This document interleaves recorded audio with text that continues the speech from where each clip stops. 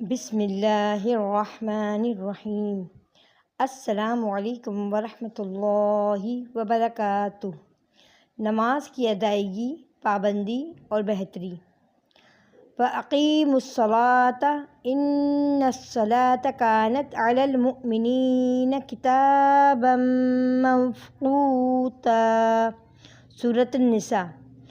ترجمہ: پس نماز قائم کرو، بلا شبہ مومنین پر اپنے مقررہ وقت میں نماز فرض کی گئی ہے۔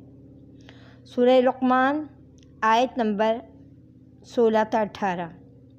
اور لقمان نے کہا تھا، بیٹا، کوئی چیز رائی کے دانے کے برابر بھی ہو اور کسی چٹان میں یا آسمان میں یا زمین میں کہیں بھی چھپی ہو، اللہ اسے نکال لائے گا، وہ باریک بین اور باخبر ہے۔ بیٹا، تم نماز قائم کر، نیکی کا حکم دے، بدی سے منع کر، اور جو مصیبت میں پڑے اس پر صبر کر۔ یہ باتیں ہیں جن کی بڑی تاکید کی گئی ہے۔ اور لوگوں سے منہ پھیر کر بات نہ کرو، نہ زمین میں اکڑ کر چلو۔ اللہ کو خود پسند اور فخر جتانے والے لوگوں کو پسند نہیں کرتا۔ حضور اکرم صلی اللہ علیہ وسلم نے فرمایا کہ نماز دین کا ستون ہے۔ جس نے اس کو قائم کیا، اس نے گویا پورا دین قائم کیا۔ جس نے اس کو ڈھایا، اس نے گویا پورے دین کو ڈھایا۔ بحیثیت مسلمان ہم سب پر نماز کی ادائیگی نہ صرف فرض ہے بلکہ اس کی پابندی بھی لازمی ہے۔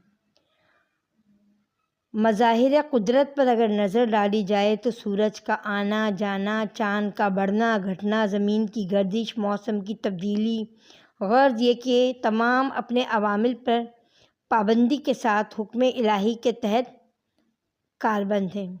جب اللہ کی ادنا مخلوق ادائیگی و پابندی کے حوالے سے منفرد مثال پیش کرتی ہے تو پھر انسان تو اشرف المخلوقات ہونے کے ناطے ان سب سے ایک قدم اس کو آگے ہونا چاہیے۔ اس مقصد کے لیے ہمیں اپنے اندر حقیقی بندے کا تصور پیدا کرنا ہوگا، اور اس تصور کی روشنی میں سب سے پہلے نماز کی ادائیگی کی پابندی ضروری ہے۔ جو فرض نماز کی ادائیگی پابندی کے ساتھ کرتا ہے تو اسے چاہیے کہ وہ اس میں مزید بہتری کے لیے کوشاں رہے۔ دوسری صف سے پہلی صف کی طرف، پہلی رکعت سے تکبیر اولیٰ کی طرف، فرض نمازوں سے تہجد، چاشت، اشراق کی نمازوں کی طرف۔ نماز میں بہتری کی ایک صورت یہ ہے کہ قرآن کے کچھ حصے یاد کر کے نماز میں تلاوت کریں۔